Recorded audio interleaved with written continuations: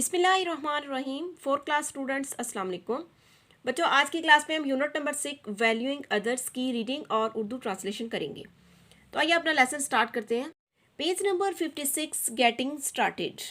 तो बच्चों, getting started में यहाँ पे एक लड़का है जिसका नाम फराज है और एक लड़की है जिसका नाम आयशा है। बच्चों, हम यहाँ पे लिखा हुआ देख सकते हैं brother Faraz and sister Ayesha, यानी कि ये दोनों बहन भाई हैं। तो आइए देखते हैं ये दोनों बहन भाई आपस में क्या गुफ्तगू कर रहे हैं। आयशा फराज से कह रही है what made you so sad, किस चीज़ ने आपको इतना उदास किया हुआ है। तो फराज जो कि एक माजूर बच्चा है वो अपनी बहन से कहता है I am not like others, मैं दूसरों की तरह नहीं हूँ, इसलिए वो उदास है। I am not like others के मैं दूसरों की तरह नहीं हूँ। तो बहन अपने भाई को कहती है येस यू आर, जी हाँ आप हो। अल्लाह सुबहानहू व तआला मेड यू स्पेशल, अल्लाह सुबहानहू व तआला ने आपको बहुत ख़ास बनाया है। बिकॉज क्योंकि you are a math genius, क्योंकि आप रियाजी में माहिर हो। मैथ जीनियस का मतलब होता है रियाजी में माहिर होना। लेट्स टॉक में देखते हैं बच्चों क्या है। यहाँ पे 2 क्वेश्चन हैं। क्वेश्चन नंबर 1 है what do you think about Faraz disappointment, आप फराज की मायूसी के बारे में आपका क्या ख्याल है, या फराज की मायूसी के बारे में आप क्या सोचते हैं।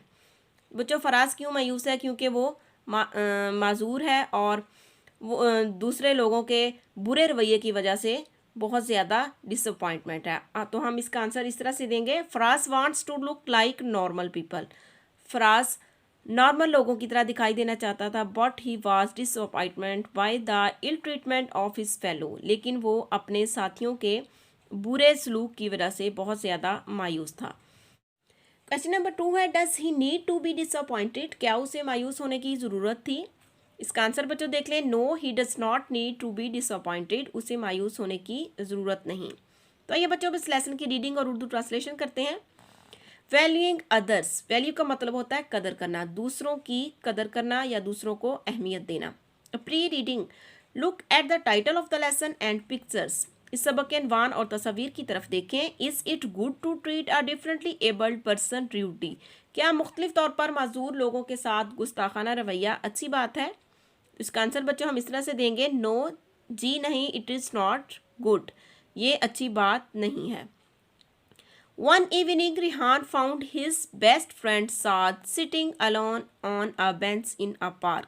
एक शाम रिहान ने अपने बेहतरीन दोस्त साद को पार्क में बेंच पर अकेले बैठे पाया। वन इवनिंग, एक शाम, रिहान ने पाया हिज बेस्ट फ्रेंड, उसके बेहतरीन दोस्त साद को सिटिंग बैठा हुआ, अलोन अकेला, ऑन अ बेंच एक बेंच पर, इन अ पार्क एक पार्क में। ही सीम्ड रियली अपसेट, वो वाकई बहुत बेचैन लग रहा था। Rihan asked Saad what made him so sad, Rihan ने साद से पूछा कि किस चीज़ ने उसे इतना उदास किया हुआ है। एंड ग्लूमी और गमगीन, रिहान ने साद से पूछा कि किस चीज़ ने उसे इतना उदास और गमगीन किया हुआ है। साद ने कहा आई एम फीलिंग गिल्टी, मैं बहुत ही मुजरिमाना या मुजरिम महसूस कर रहा हूँ खुद को। अबाउट माई रूड बिहेवियर, अपने गुस्ताखाना रवैये पर। साद रिहान को बताता है कि वो अपने गुस्ताखाना रवैये पर खुद को बहुत ही मुजरिम महसूस कर रहा है। वाइल रीडिंग में क्वेश्चन है बच्चों, what could be the reason for Saad sadness, Saad की उदासी की वजह क्या हो सकती है। तो इसका आंसर बच्चों देख लें, his rudeness would be the reason for Saad sadness, उसका गुस्ताखाना रवैया उसकी उदासी की वजह हो सकता है। रिहान एक्सक्लेम्ड, रिहान ने वजाहत मांगी। आई डोंट अंडरस्टैंड, मैं नहीं समझ पा रहा। कैन यू प्लीज़ एक्सप्लेन, क्या तुम प्लीज़ इसकी वजाहत कर दोगे। साद ने कहा आई हैव बीन र्यूड, मैं बहुत ज़्यादा गुस्ताख रहा हूँ। To one of my classmates, अपने क्लासमेट्स में से एक के साथ। हु लिम्प्ड वाइल वॉकिंग, जो कि चलते वक्त लंगड़ाता था। साद ने रिहान को बताया कि वो अपने क्लास के साथियों में से एक के साथ बहुत ज़्यादा गुस्ताख रहा है जो कि चलते वक्त लंगड़ाता था। मैं अक्सर made fun of him for that, इस पर उसका मजाक उड़ाता था, यानी कि जब वो चलता था या लंगड़ाता था तो साद उसका मजाक उड़ाता था। My rudeness grew with time, मेरी गुस्ताखी वक्त के साथ साथ बढ़ती गई। Being the captain of the team का कप्तान होने के नाते, I was shocked to know, मैं ये सुनकर बहुत ज़्यादा हैरान हुआ कि that Faraz had been selected as a wicket keeper, के फराज को विकेट कीपर के तौर पर सिलेक्ट किया गया था। आई कम्प्लीटली इग्नोर्ड, मैं मुकम्मल तौर पर लाइलम था। हिज गुड परफॉर्मेंस, उसकी अच्छी कारकर्दगी के बारे में। And was unkind to him, और उसके साथ बेरहम रहा। अनकाइंड यानी कि बेरहम, टू हिम उसके साथ। बिकॉज क्योंकि ऑफ हिज फिजिकल इशू, उसके जिस्मानी प्रॉब्लम की वजह से। ही एडेड, उसने मज़ीद बताया, Faraz was so depressed, Faraz बहुत ज़्यादा परेशान रहता था। बाय माई र्यूड बिहेवियर, मेरे गुस्ताखाना रवैये पर। दैट के ही लेफ्ट स्कूल, यहाँ तक कि उसने स्कूल छोड़ दिया। Now I am feeling so ashamed at being rude to him, अब मैं उसके साथ गुस्ताख होने पर बहुत ज़्यादा शर्मिंदगी महसूस कर रहा हूँ।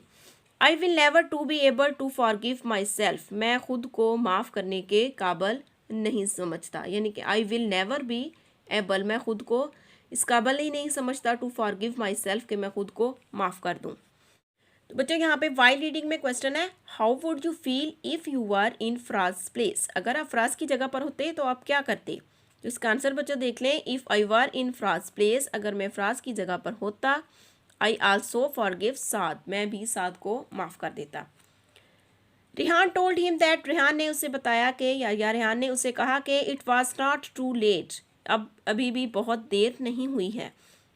ही told Saad to go to Faraz house, वो साद को कहता है कि उसे फराज के घर जाना चाहिए। एंड से sorry for his wrong attitude, और अपने गलत रवैये पर उससे माजरत करनी चाहिए। साद एग्रीड क्विकली, साद जल्दी से राज़ी हो जाता है। And they both went to Faraz house, और वो दोनों फराज के घर जाते हैं, या वो दोनों फराज के घर गए। Faraz was pleased to see them, Faraz उन्हें देखकर बहुत खुश हुआ। Saad apologised to him for his rudeness, Saad ने अपनी गुस्ताखी पर उससे माजरत की। Faraz was a good boy, Faraz एक अच्छा लड़का था। He forgave and hugged him at once, उसने फ़ौरन या उसने जल्दी से उसे माफ़ कर दिया और उसे गले लगाया। दे बिकेम गुड फ्रेंड्स, वो अच्छे दोस्त बन गए। बच्चों पोस्ट रीडिंग में क्वेश्चन है, how should we treat a differently abled person, discuss, हमें मुख्तलिफ तौर पर माजूर लोगों के साथ कैसा सलूक करना चाहिए, बहस करें या गुफ्तगू करें।